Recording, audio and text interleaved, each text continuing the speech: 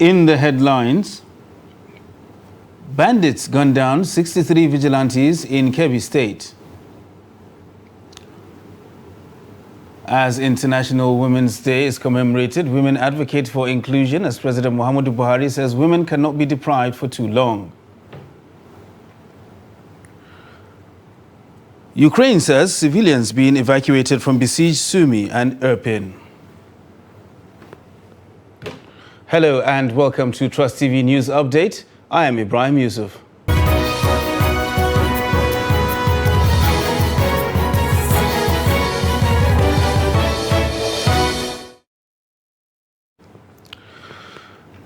Now the news in full. Federal High Court has, sitting in Abuja on Tuesday, sacked David Umahi as the governor of Ebonyi State and his deputy, Eric Igwe, with 17 other members of the Ebonyi State House of Assembly, following their defection from People's Democratic Party, PDP, to the ruling All Progressive Congress, APC. The court, in a judgment delivered by Justice Iyang Ekwo, which followed a suit the PDP lodged before the court, held that the votes Governor Umahi secured during the March 9, 2019 governorship election in Ebonyi State belonged to the PDP, and same could not be legally transferred to the APC. The counsels for both parties and Ebonyi State Commissioner for Information speaks on the issue.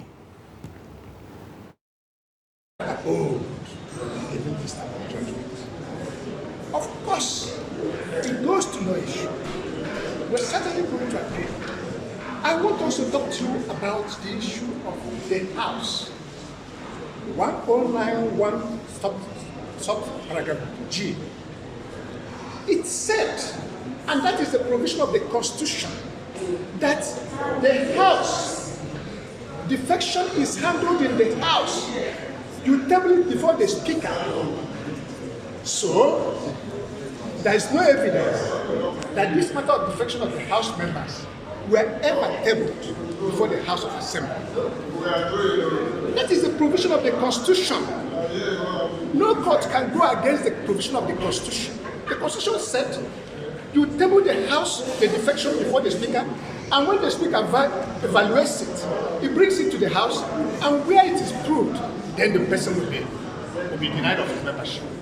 Is that the case here? We made it dubious that there was no evidence that this matter was tabled before the House. The court taking a judicial notice of who is the Speaker was not a matter before the court.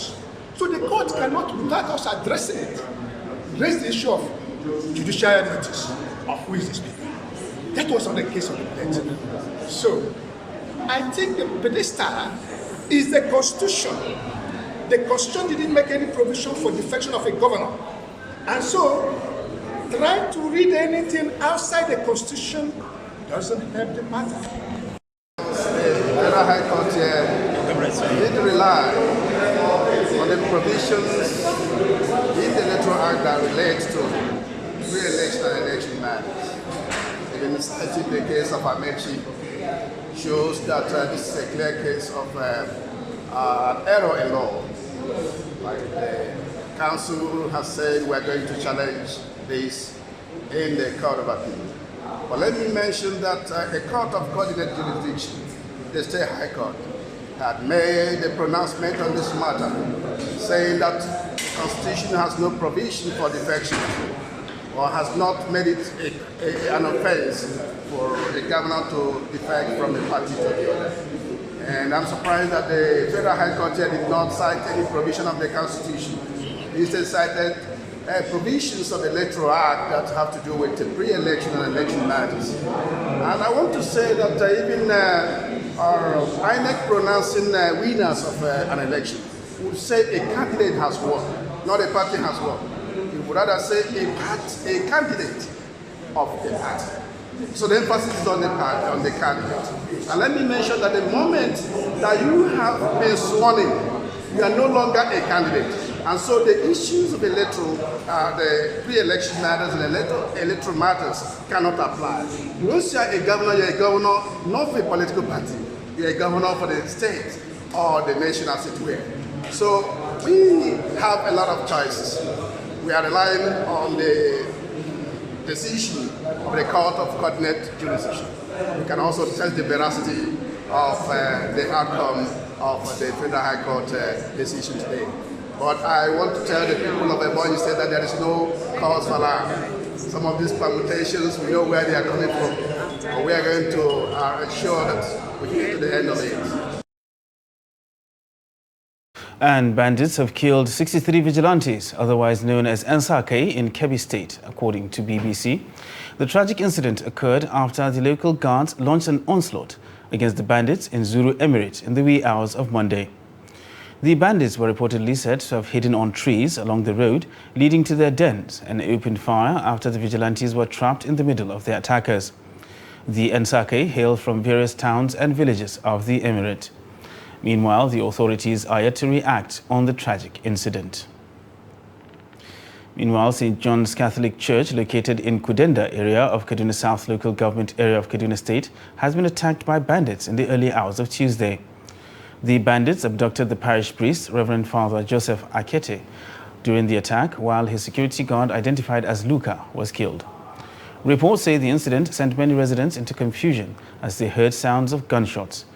According to reports, a woman and her 2 children were also abducted together with the priest.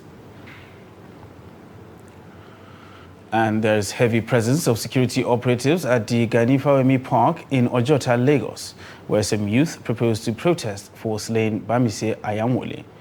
The Lagos State Police Command on Monday confirmed the death of Bamise, who went missing after boarding a BRT bus on February 26th.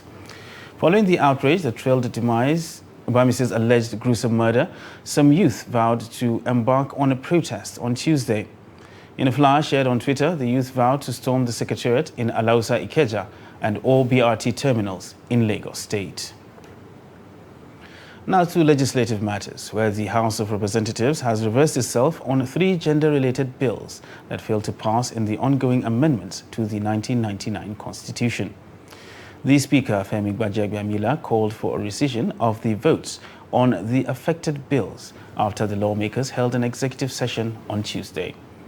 While there are 5 gender bills, those to be revisited are Bill 36 to expand the scope of citizenship by registration, Bill 37 to provide for affirmative action for women in political party administration, and Bill 38 to provide criteria for qualification to become an indigent of a state in Nigeria. While those dropped are Bill 36 to provide for a special seat for women in the National and State Houses of Assembly, and Bill 68 to give women a quota in the federal and state executive councils or ministerial and commissionership seats. Gbajabiamila noted that the 3 bills will be included in the second batch of amendment bills to be considered in about 4 weeks' time.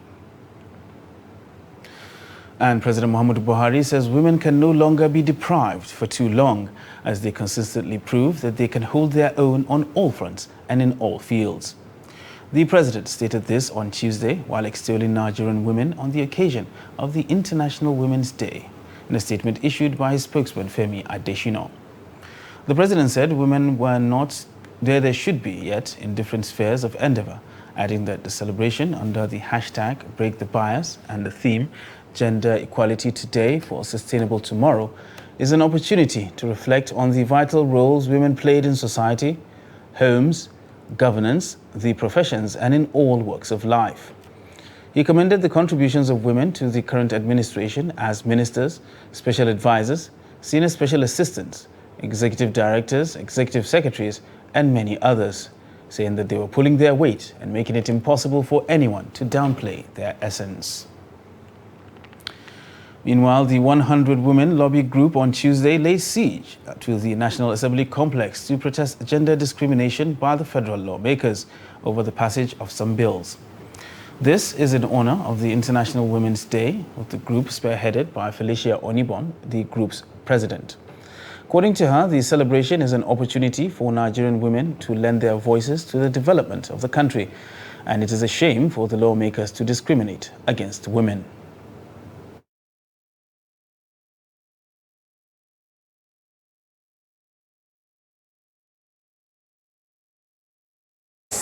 That we elected to represent us. People that are speaking against their own selves. Because any man that speaks against a woman, he is speaking against himself. It is unfortunate that in the 21st century that we are in today, a so-called giant of Africa. My own Nigeria, the country that I'm so proud of. That we have people that we stick our neck to elect them to represent us, to speak for us, to speak for 50% of the population of Nigeria, and they decided to say we do not count. Sisters, women, the time for us to rise against this evil is now. We must rise. It is a clarion call. It is not time to take tea. It is not another time to allow any man or woman, any man that does not believe in the cause of the development of Nigeria to take the center stage. The time is now. We need an inclusive Nigeria. We need an equitable Nigeria. We need a country where the voice of the girl matters, where the voice of that young boy matters. And to celebrate this year's International Women's Day, the Center for Transparency and Advocacy has advocated for the inclusion of women in Nigeria's decision-making process. The Executive Director of the non-governmental organization, Faith Mwadishi, highlighted her stand on Trust TV's morning show, Daybreak. That some of these stereotypes come from our background and from our culture.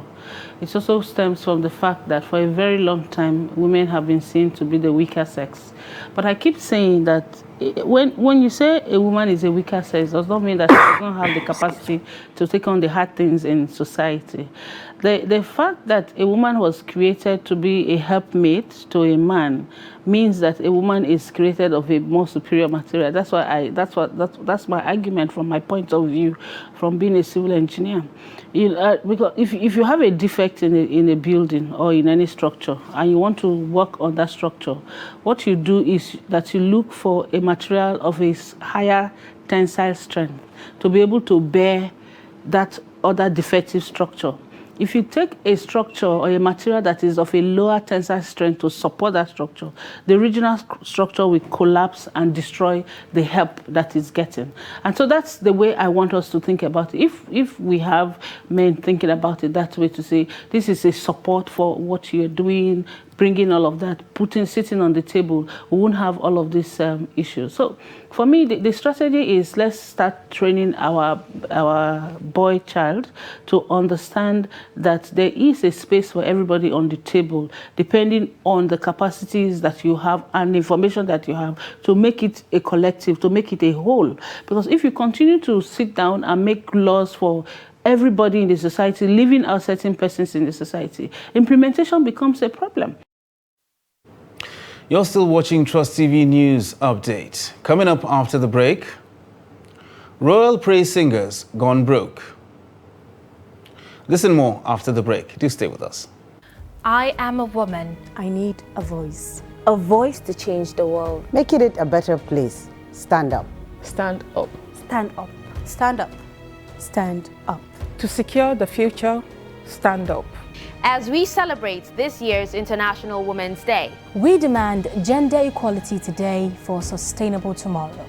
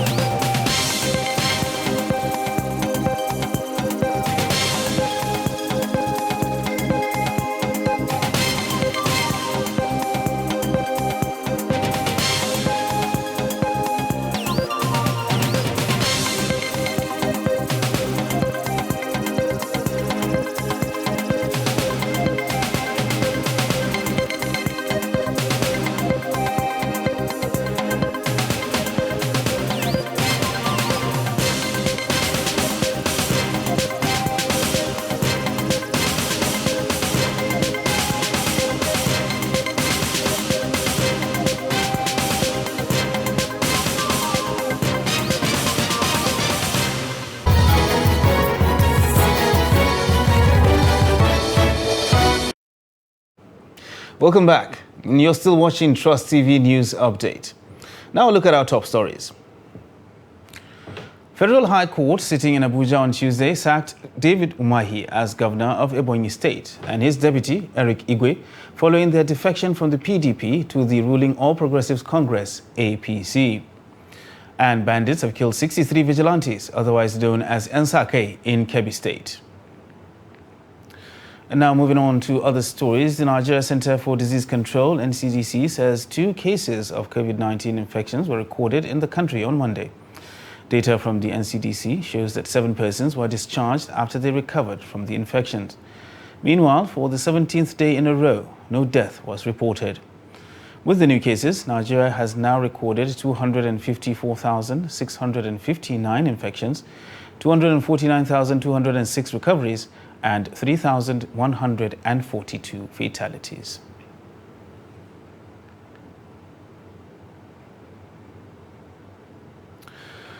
For generations, palace trumpeters, drummers, and praise singers have been adding color and glamour to traditional institutions. They also entertain royals and visitors to the palaces in northern Nigeria. However, there are fears that the practice will come to extinction, with some trumpeters and drummers left neglected by traditional institutions. Trust TV's Ibrahim Ismail had a chance meeting with a trumpeter in Gombe and speaks on the reality they face. The job of these trumpeters and drummers is to entertain royal figures, the emir and his cabinet, as well as the palace guests. They often perform in various events, but most of them are not placed on any salary or allowance. They perform and get some token at the scene.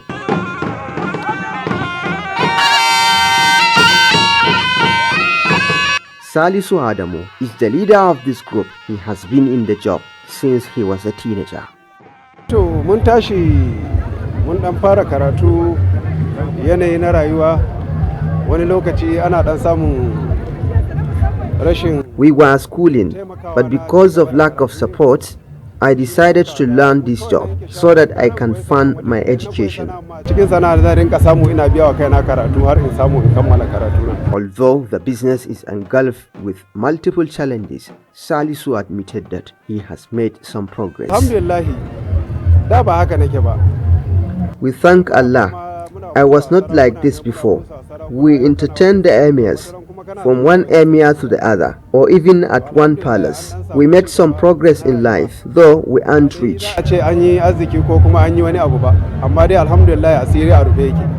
Salisu is worried that the traditional trumpeters and drummers in northern Nigeria will one day come to extinction because of the way they are being treated. Gaskiya tana fuskantar kalubale. Kalubalen da take fuskanta shine sarakunan sun yi sakaka da mu. Bi ma'ana suna dan sake mu kaman ba mu dame su ba su damu da mu ba hakan nan. Yes, there is threat to this work. The emirs are not doing enough to take care of our needs. And at the end, our children can't do the job. One day, nobody will do the job, because we were not well catered for. Although they are doing their best, we have a lot of challenges. They should do the needful and take care of us. Maybe that will inspire others to do the work and vice versa.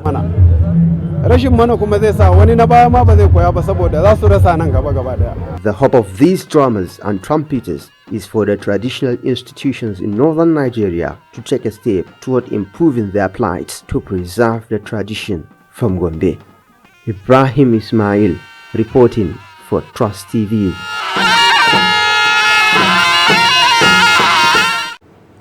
And Minister of State for Environment Sharon Ekeazo has called on stakeholders and donor partners to synergize towards delivery of the ministry's mandate and Nigeria's climate commitments to avert catastrophic climate change impacts. She said this in Abuja during an interministerial committee meeting on climate change, organized to discuss the implementation of Nigeria's nationally determined contributions, approved energy transition plan, and other related climate issues. As an oil-dependent nation, our economic and developmental aspirations will be compromised if we do not define our transition pathways to align with our broader developmental goals. Let me assure you that the ministry is positioned to take the lead in aligning Nigeria's national climate plans and strategies with the country's energy transition efforts. With 8 years to go until the deadline for achieving the energy access, that is the Sustainable Development Goal 7, and with year 2060 fast approaching, the time begins for us now. So it's imperative to note that as we initiate all of these discussions here today, we must accelerate actions on ground with the catalytic partnership, frameworks, policies, and regulations needed to crowd in investments at scale to achieve our objectives. The energy transition plan is very closely linked to the updated NDCs. The reality, however, is that we do need to begin to take action early in order to ensure that we are driving the right pathway for both the updated NDCs and the energy transition plan. The evolution of oil and gas is such that we're expecting a decline in the longer term, but in the shorter term for the next 10 years, we're expecting an increase driven by increased consumption in power, increased consumption from LPG associated with cooking, and LPG associated with industry in some cases. And so the first is make sure that the commercialization of the various different projects is appropriately in place. The second is sector decarbonization. There's a lot that the oil and gas sector can do themselves to decarbonize. Reducing flaring, improving the way gas is used in the actual production of oil, improving or reducing gas losses associated with the full value chain. There's a significant amount of carbon reduction that can come from the oil and gas industry itself, even in the production of oil and gas. And the price of automotive gas oil, also known as diesel, has hit 625 naira per litre in some fuel stations. The development is 4% higher than the 540 naira per litre it sold last week, and about a 30% increase in the past 2 weeks. Report says the ex-depot price crossed 500 naira per litre, causing fuel stations to adjust their pump price to current realities. And now look at the foreign scene, where Ukraine has confirmed the first batch of civilians are being evacuated after Russia opened humanitarian corridors to evacuate civilians from the capital Kyiv, as well as Sumy, Kharkiv and Mariupol. Russia's UN envoy has announced a new ceasefire for Tuesday, saying Ukrainians can choose where they want to be evacuated to. Nabenzia's announcement at the United Nations Security Council on Monday comes after Ukraine rejected an earlier Russian plan that proposed evacuation routes, mostly to Russia and its ally Belarus. Ukrainian President Volodymyr Zelensky earlier accused Russia of reneging on previous escape route agreements and trying to stop people by planting explosives on roads. And that concludes Trust TV News Update for this hour. Don't forget, you can subscribe and follow us across all our social media platforms. I am Ibrahim Yusuf. Thanks for joining us.